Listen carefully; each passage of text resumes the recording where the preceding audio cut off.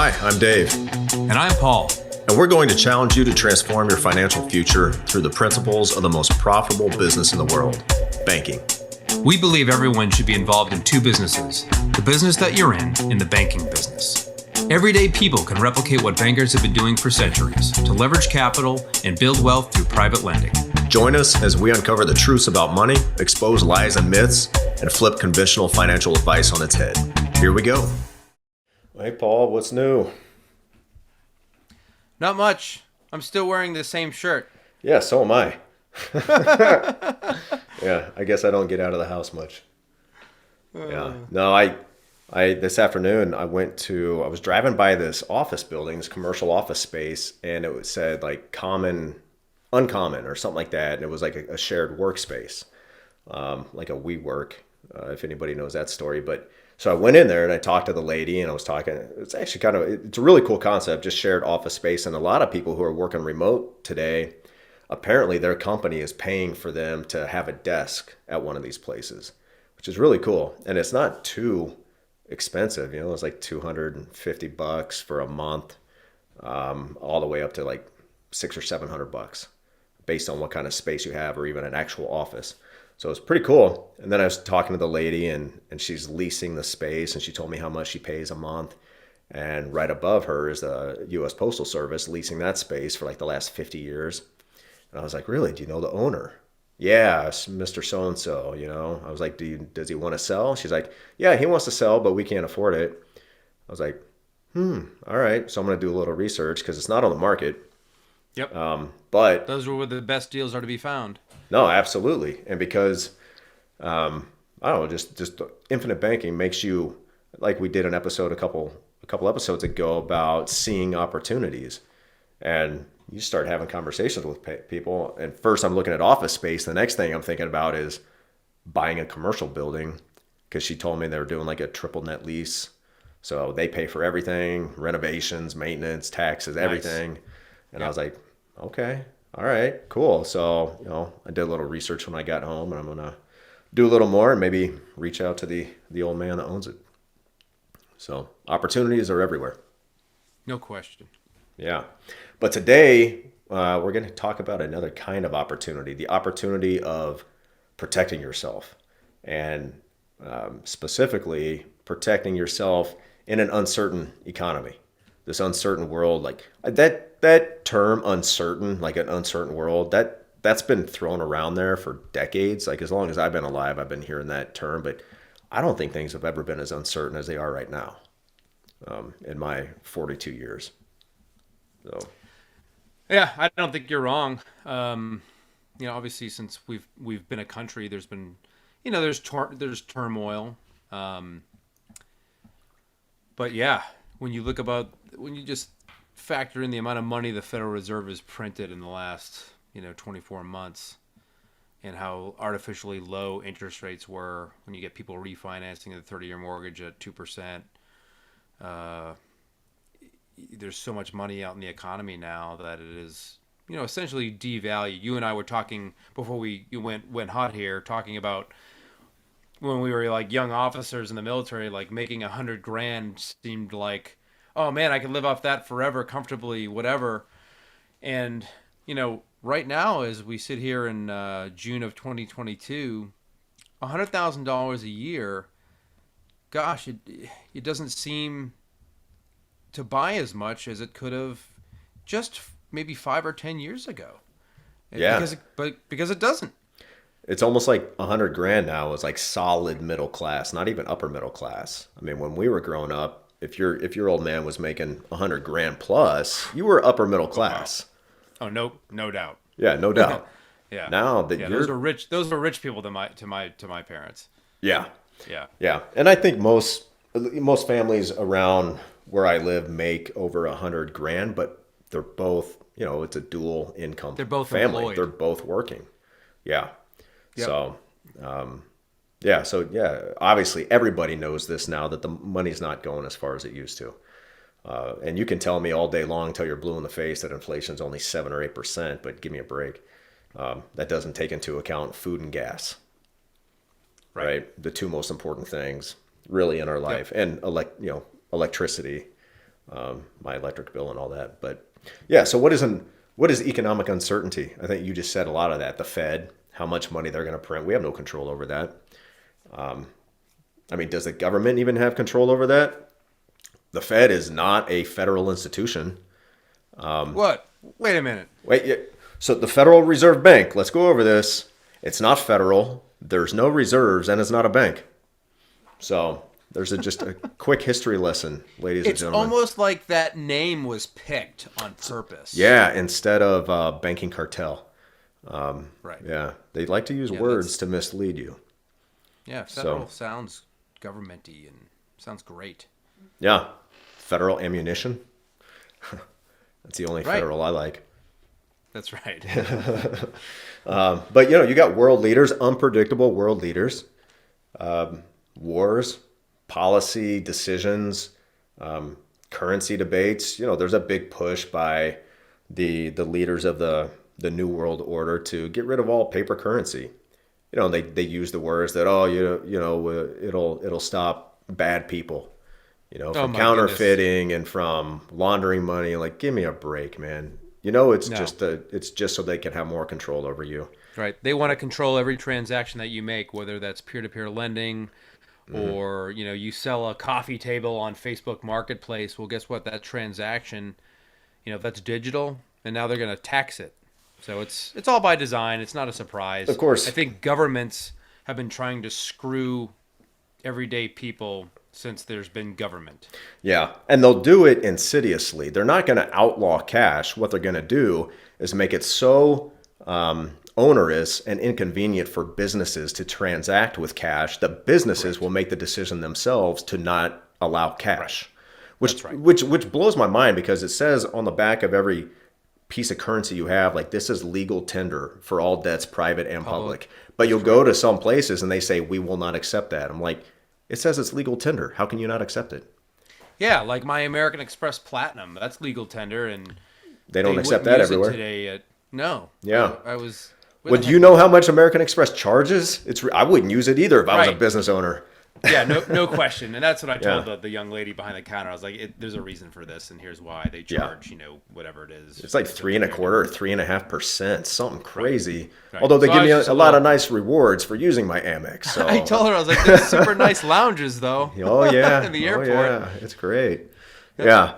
So, in recent history, there's so much uncertainty, right? In 2020, of course, nothing, that anybody who wasn't involved in the planning of it could have predicted. I say that tongue in cheek. But, something happened that nobody in this who's alive today has ever seen happen before in their lifetime, which is why it was so unexpected and nobody knew really how to handle it. But that, of course, we're talking about COVID. But during that time, like in 2020, the laws on your qualified plans and, AKA 401k, IRA, all that changed twice. And you had zero input on that, besides casting your vote at the ballot for, who's going to make those decisions, right? Yep. And that's a whole other conversation that we've talked about many times, I think, at this point is, do you really want do you want the federal government as a partner between, between you and your wealth and your money? Absolutely. Really nowadays, it's something to strongly consider. Qualified plans are inventions of the government, right? And it was the antidote to the disease they gave you in the first place. Taxation. Yeah. Onerous taxation, right? Right. Absolutely. And, it's kind of like a foot stomp. Do you think that's a good idea? Yeah. Well, it is, because my neighbor's doing it and everyone I know is doing it. Well, okay, fine. Yeah, he's a 401k millionaire. Well, congratulations. But let me ask you this. If you can't spend $1 million, are you really a millionaire? If your $1 million in your 401k doesn't have the ability to purchase $1 million of goods and services, can you really consider yourself a millionaire? Because when you take that money out, it's going to get taxed, right? That's right. And that's another thing, the uncertainty of taxes, tax rates.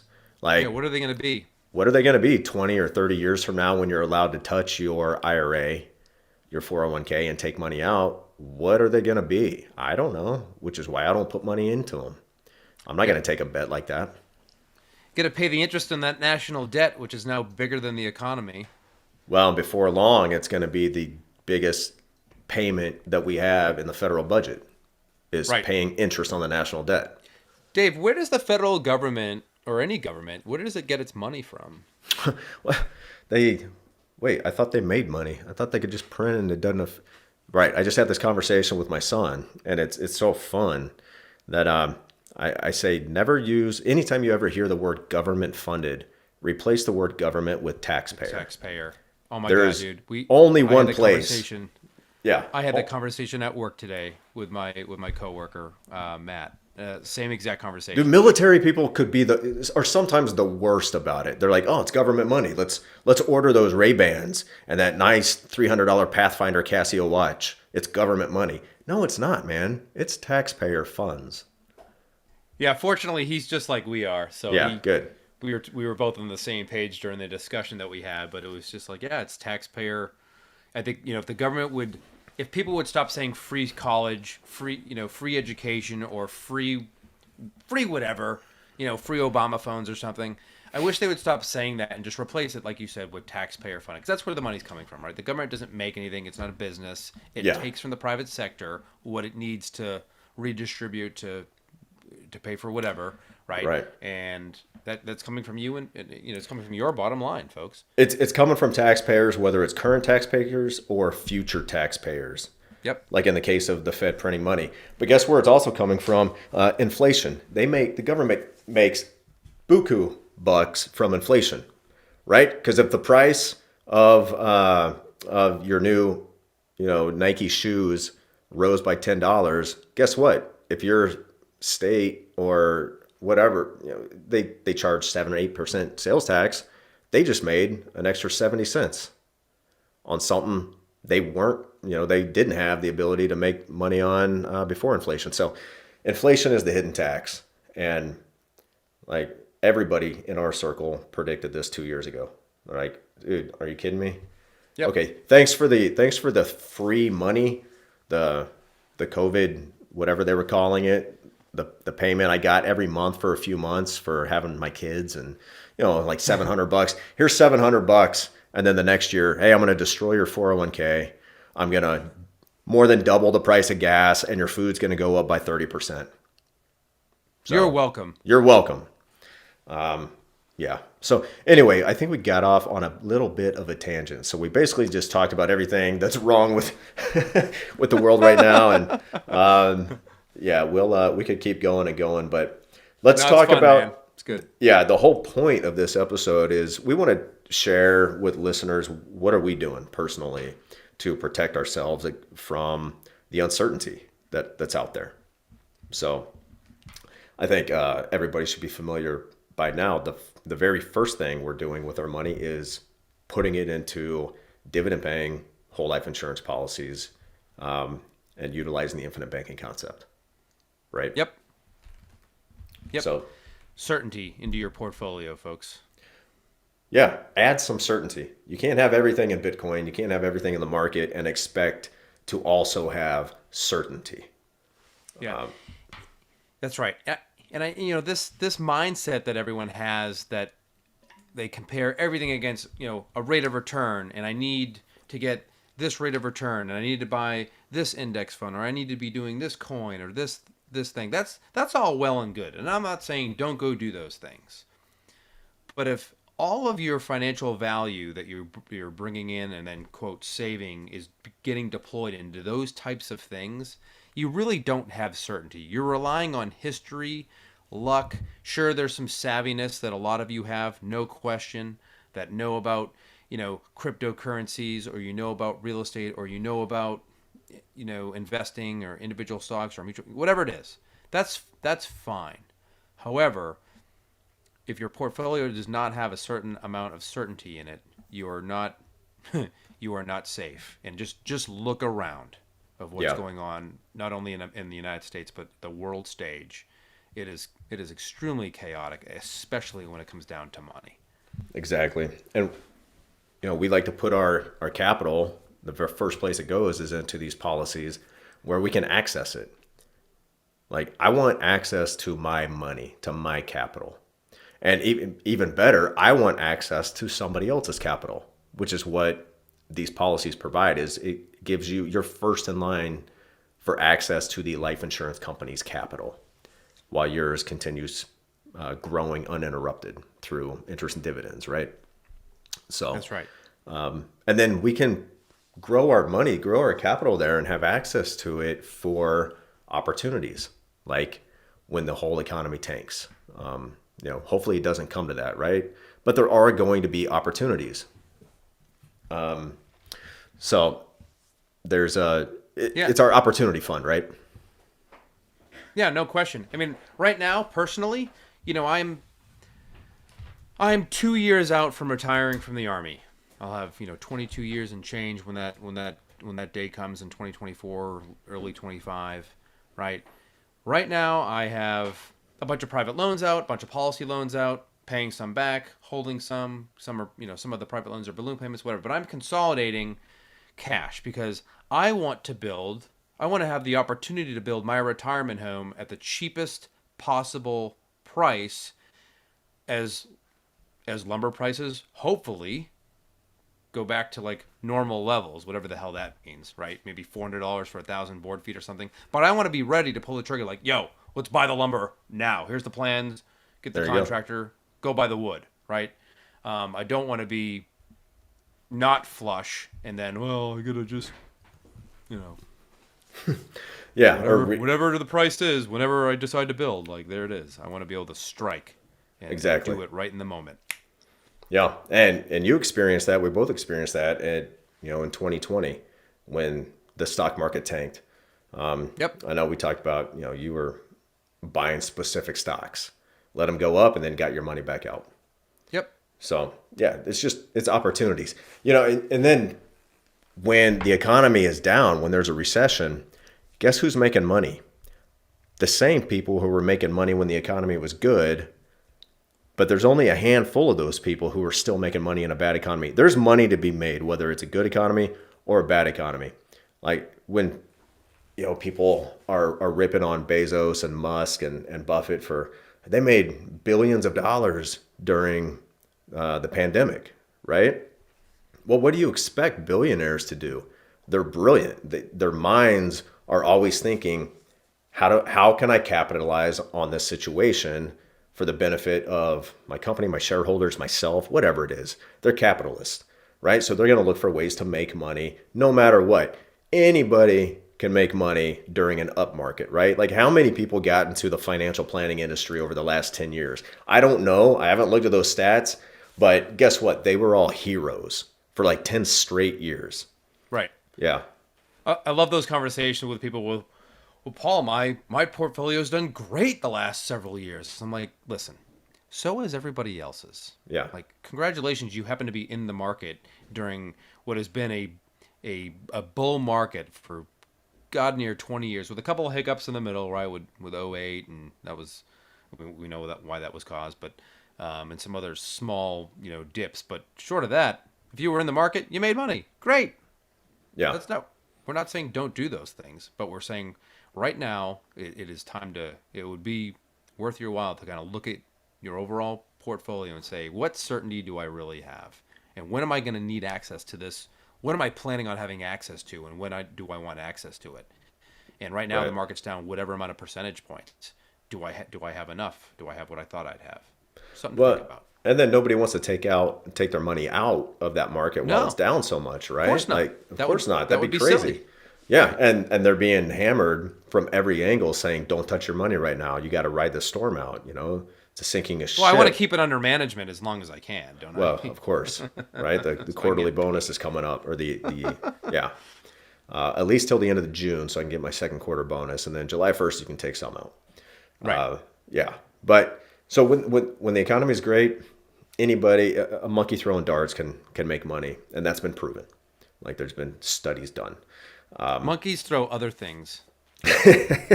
Yeah, but a dart only hits one stock. They could throw a smattering of stocks. But when the market's down, this is funny. This was like 3 or 4 years ago. My buddy invited me to golf. He was having a few guys going golfing for his birthday.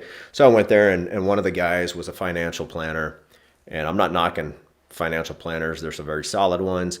This one, I could tell it wasn't, because one of the other guys was one of his clients, but they were high school buddies, right? So he's Yeah. like, and I guess the market was taking a dive at that time, just a little bit. Probably took a dip and then was going to come back up. But he was giving the one guy was giving the other guy, who was the financial planner, a hard time about, like, well, my money's not, my money's not working for me, so I got to go work myself or something like that. And the financial planner was like, hey man, it's the market. It's not my fault. Like, Right. That's the industry answer. that's the industry. It's like being a Right. weatherman. Like, Yeah. I don't Huh. know. I mean, it told me it was gonna be sunny, but it rained. It might rain. In fact, it's guaranteed to rain at some point. May not And then be today. I don't you know. get hail, which damages your car. Yeah, right. But so that's why we put our money in life insurance policies, right? Because it's there for us when we need it. It's working for us even when we're not using it. It's working for us even while we are using it. And we always have access to capital. Always. Yep. And folks, if you're like new to listening, or even just kind of just learning, or just heard about IBC from someone, this is not a normal way to think, right? It is atypical what we talk about. It shouldn't be, but unfortunately it is. So it is an abnormal thing. Like, if you would have told Paul Fugere 10 years ago that I'd be paying as much whole life insurance premium as I do now, I would have been like, you're bonkers. And I owned whole life at the time. Yeah. Right? Not this kind, but I would have thought you were nuts. So we acknowledge that, but what Dave is saying is absolutely correct. And you want to put yourself in a position of strength, whatever that means to you. And you do that partially by adding some guarantees into your life. Yeah. And speaking of guarantees, what is one of the biggest, the things that provides us the most certainty about this concept is that later on in life, for a lot of people who decide to retire, take themselves out of the workforce and just and not actively make money anymore, and they live off what they've accumulated or invested or passive income, whatever, we get to access the growth of that money in our policies tax free. So Yeah, let's explain that. That's good. yeah, so there's three buckets of money. There's taxable, there's tax deferred, there's tax free. Like, Yep. if you could choose to put your money in any one of those buckets, which one would you choose? Tax free. Tax free, right? If you didn't say tax free, you probably don't work, and have never looked at your paycheck. So yeah, tax free. So we are funneling as much money as we can, feasibly, responsibly, into these policies that grow to the point that, a handful of years down the road, the amount of cash value we have access to is going to be greater than the cumulative premium we paid. And then we'll continue to outpace that, and the delta will grow larger every single year going forward. Yep. And guess what? If you utilize this concept properly and use these policies as they're designed to be used through the infinite banking concept, you will not pay taxes on those gains. You'll be able to access that money tax free to live off of, to take a tax free income during a retirement and choose to never pay it back at that time if you want to. Yep. I've illustrated that for several people over the years, and technically speaking, if we want to be correct, these are tax deferred. Right. And a lot of these home office people and these different webinars I've been on, they're showing like this many years of premium, and then you withdraw money up to your basis, which is tax free, and then above your, it's just, oh my goodness. So the way we will teach you to use it, folks, will be proper, and just like Dave said, where you can essentially take policy loans against your policy's cash value. Really, it's the death benefit that's collateral when you think about it. Right, it is. Right. But this is why we don't say you get to grow your money tax free. You don't get to grow it tax free. You grow it tax deferred. We always say you get to access that capital tax free through policy loans. Because if you go to the bank and take a loan, are you ever taxed on that as income? No, because it's a loan. If you were, nobody would ever take loans, and banks would go out of business. Right. Right. Not a taxable event. That's correct. Right. And So that's the death benefit's not income tax. It's income tax free as well. exactly. People are surprised to hear that. Really, that's Yeah. funny. And once you explain it to them, it's like, hey, you get in a car accident, your car insurance pays you a certain amount of money, so you can go to the body shop, get it fixed, or replace the vehicle. Right. Are you taxed on that money? No, it's not. It's not income. There's no 1099 that's issued to you by the insurance company. That's just it's replacing a loss, just like the life insurance, right? We're replacing the loss of your income, the loss of your life, Right. right? So that's why it's not a taxable event. Because it's not an investment; it's insurance. Not an investment. It's insurance. Oh goodness, that conversation. Right. Oh. If it was an investment, then yeah, you should be you would be paying taxes on gains, but it's not. It's insurance. That's right. So there you go. So adding more money to the tax-free bucket. So that's the first thing we do, infinite banking. The next thing you and I do predominantly with our funds is private lending. And, why do you use private lending, and how does that lessen the uncertainty in your economy? Yeah. So this is interesting. I get some friends that are in the financial space, the traditional or conventional financial space as advisors, and they think what I do is extremely risky, right? Yeah. And having been doing it for 5+ years now, I think what I used to be doing by just throwing money in mutual funds for forever and just giving control over my money, I think that looks insane to me now. Yeah. It looks almost idiotic because I have no control. None of that. Right. That doesn't mean you're an idiot if you're doing that. It just means no. we both did that. Yeah, no question. We right, both it doesn't did make that. you an idiot. Right. But That's not what I'm saying. It It just seems so like another lifetime ago where I was doing. Your journey has progressed so far that that you can look back and see. You can see the difference. So now when I take a policy loan from my life insurance contracts, and because there was an opportunity, well, I'm going to get some collateral to secure that opportunity. Like I have a deed of trust on a piece of land out in Utah right now, from a guy I've done several private loans with, who's a great guy. He's a home builder, super good communicator, super intelligent, just great, right? And those he's a small business owner, so I'm helping him expand his business, make his life wonderful by making a wage for him, and then I'm making money as well, and I'm doing it in a manner that I control the terms. Mm-hmm. I dictate the terms. I dictate what the interest rate's going to be, and I decide what level of collateral is acceptable to me. Kind of like a bank does when you sign your life away when you're signing for a mortgage, right? You're signing all of your assets over. Yeah. Fully collateralized, right? Exactly. Yeah, you really are. You're signing everything over to them. So, which is what we do. And people will pay different interest amounts on different money depending on how badly they need it. Sure. Or what their expected return on those funds are. If you charge somebody 20% interest to borrow $100,000, but they're going to net $300,000 from their investment of that money, they're more than happy to pay that 20%, right? No question. But you would never go to the bank and say, I want a mortgage at 20%, APR. Like, no, that's insane. It wasn't in the 80s. That was commonplace. But yeah. So how much you would pay for money depends on what you're using it for and how badly and how quickly and trouble-free you need that money. So, and that's what people new to private lending don't realize is people are willing to pay higher amounts of money from non-banking entities like private citizens because our money is available much quicker. There's still a process to go through, obviously, and we've kind of touched upon that in past episodes. But like you said, my money is available now, not 45 days from now after the opportunity's gone. Right. And in return, when you hand your money over to a mutual fund, do you know who's making those trades? Do you get to meet and talk to and determine the caliber of person it is who's actually making all those trades? Nope. Or, choosing which companies are going to be part of that mutual fund. No, you don't. But when you do private lending, you get to know that person personally. You get to meet them. You get to do all the due diligence you want. And if you call, they're going to answer the phone, right? Because you're the bank.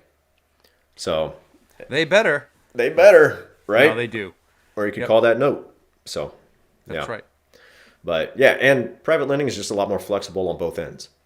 Really, like I'd much rather deal with borrowing money from an individual because of the flexibility there.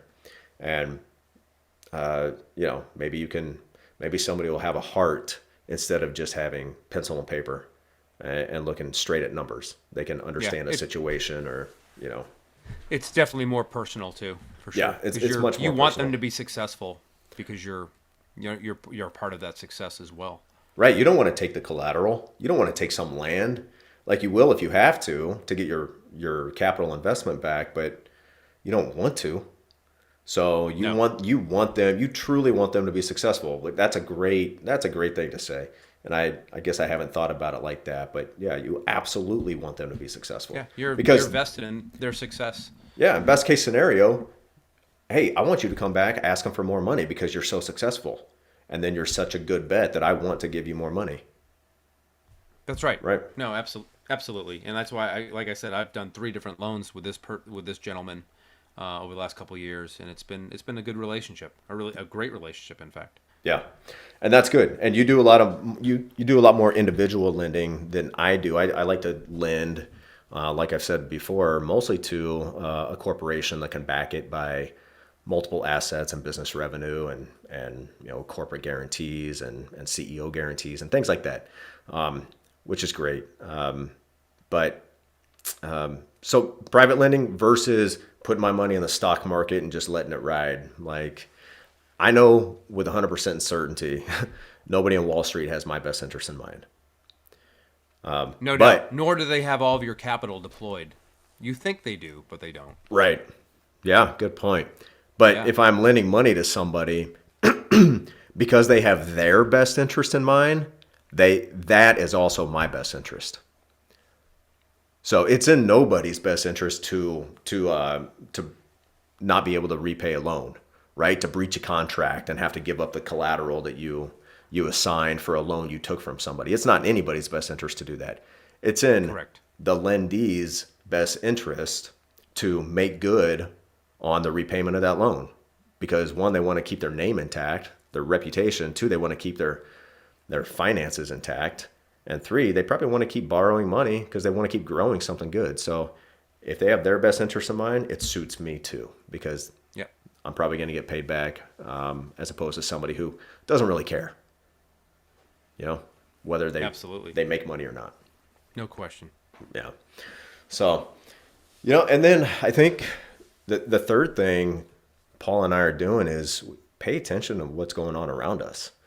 I'll just speak for myself. Like I know some realtors here in the local area. I've been talking to them. It's funny. You get on LinkedIn, you get on the World Wide Web, and every article is experts say the housing market is going to stay strong, and it's still the seller's market, and blah blah blah. Still go buy a house and all this stuff. Like They said that in 2006, 7, and 8 too. right, when have experts never been wrong? Right. We didn't see this coming. We didn't see. Yeah, Alan Greenspan didn't see it coming. Oh, gosh. But yeah, so you can listen to the experts in anything, whether it's, the last 2 years with COVID, you could listen to the experts with the housing market, with the stock market, whatever, or you can just pay attention to what's going on around you. What I've noticed talking to local realtors, they're actually starting to win offers. Like now when they go in with their clients and they make an offer on a new house, there's not 30 other competing offers offering $50,000 in cash over and above the asking price. They're making offers at asking price and winning them. Like if that doesn't show a cooling of the market, I'm not saying the market's going down right now, but I'm saying where I live, it's cooling. And there's Yeah. no disputing that. I don't care what the experts say. Yeah, I think that's the natural progression, right? When the cost of money goes up by, well, we went from, let's say, mortgages at 2.25 to mortgages that are now 5+, right? Well, the purchasing power is no longer there for those people that thought, I was going to buy this 4,500 square foot house in Minneapolis. Well, now that's a 3,500 square foot house maybe or something. Or You're whatever. right. I'm making up numbers, but you get the point. Yeah, they were able to afford an $800,000 house just a few months ago. Now they can only afford a $600,000 house. Right. Right. So I mean that's the difference. But it's funny because mortgage rates are still historically low. Like 5% is I still wish pretty dang low, especially with inflation, the way that is right now. in my perfect world, interest rates would just, maybe this is terrible. I'm not an economist, but I think business owners, consumers, we just want predictability. Right. Like if a mortgage rate were fixed at 7%, let's say, that was like a law written into like, it was like the 28th Amendment to the Constitution or something, or it was the Third Amendment, way back when. All right, if there was a mortgage, if that existed back then, I could plan like, hey, I know to buy this much house Right. at this price, mortgage is going to be 7%. I need this much money as my 20% down payment or whatever, and then this is what the payment's going to be. I could plan to that. Yeah. Right? We can't plan for nothing. No. But instead, it's super education. Super educational. academic. You must have graduated from Norwich. So, but what that leads to is people making really instant snap judgments and snap decisions that, Absolutely. oh my God, the market's so high, we better sell. And now we have to buy right now while the rates are so low. And, I'm afraid a lot of people. It modifies behavior. It does. Sure. It does that artificially. So the Fed messing with interest rates, banks messing with interest rates artificially causes people to take actions they otherwise wouldn't take. 100%. And it sounds very Austrian of you. Yeah, very, very Austrian. Very good. Like Austrian economics or something. Yes. So I look everywhere. I mean, the housing market, I look at, taxes. Our taxes, I don't care what a politician tells me, there's only one direction those taxes are going. Only one. Right. I'm pointing up for those of you listening. Sorry. Yes. Yeah. You can I just implore people to make decisions based on what you actually see with your own eyes, not just listening to people that are quote unquote experts who all have they all have an agenda. Like it's been said, these stock market gurus, hedge fund managers, they make more money by saying it's a bull market and being wrong than by saying it's a bear market and being right. Like they make more money by just telling you it's a bull market or it's going to come back up. So what do you think they're going to say? What do you think a real estate company is going to say? That the housing market's going to crash? No. Why would they say that? Doesn't benefit them. Nope. Yeah. So. Not at all. No, like Nelson said, I love going back to this because it's so brilliant. If you know what's going on, you'll know what to do. Yeah, but you got to do your own thinking, and it's all about the way you think. Another quote of his that should be written on my office wall. It's all about the way you think. No question. Yeah. So, those are just a few things that Paul and I do to protect ourselves in uncertain times, and there's certainly some uncertain times in our near future. But did the values in your life insurance contracts go down over the last 2 months? Negative. Nope, they just went up. They go up every day. Yeah, every day. I don't have to do a thing. I just pay my premium. Unaffected. We don't really go out and say this, but they're not affected by the stock market. They're not affected by what's going on. Okay, because they're based on contractual guarantees. Right. By companies that have been around for over 100 years. Yes, sir. Right. So there's some certainty for you, about as much financial certainty as you can find outside of taxes. I don't know what that's worth, but it's worth a lot to me. Yeah, it's worth, I don't want to say how much, but tens of thousands a year in premium. So, yeah. You either know something that people don't, Dave, or I'm really stupid. Yeah, I'm crazy. I must have, all these people who leave comments on my YouTube video like, you're a scammer. I'm like, well, man, I pulled one hell of a scam job on myself then because, yeah, I must be. I say that with people I know, and they've heard me say it, and or new clients or prospects that I get. And because when you become a client, I share my my life insurance portfolio with you, just to show you, mainly to show them how things work and what they look like. But I'm an open book. Like if I want you to if you want to pay high premium, I'm going to show you that I am paying high premium. Like I practice what I preach, and I tell them that like I'm either a moron, or I know something that you don't. Right. Exactly. Which one do you think it is? Yeah. Well, I've known you for a little while now, and you're no moron. Thank you. I mean, sometimes, the hunting hats and the slang you use might say otherwise, but there's no good barbershops around here in Northern Virginia. If you're listening and you're from Northern Virginia, you can well, stop trying to get your hair cut in the Pentagon. I don't go there. I go to this place on my way to work. I walk right by it, and God love the guy. I really like him, but he's terrible. Obviously, like he messed up my life a couple weeks ago, and I'm still like recovering from it. So I'm letting it grow a little bit, and my goodness, man. Yeah. But I still have my hair. A lot of people don't. That's true. Good for you, man. That's extra points on your life insurance application if you still have your hair. Yeah. Right? You didn't. Yeah, they didn't know that. Right. You get extra. Percentage points. I got a little bit of a sunburn. That's why I keep itching myself. Sorry, that's annoying. Either that or your psoriasis. No, this is clean, and I don't have any skin problem. I get olive oil skin and Guinea Charm, man. Like, okay, good to go. The Italian genes. I'm part Croatian. I bet I can tan up darker than you. We'll test it out on the lake this summer. How about that? Yeah, you need to come down. Yeah, no, I'd love to. I need to. So, all right, man. Well, that's a good one. I think we went a little bit longer than usual, but it was worth it. So, yeah, it was a fun one. Yeah.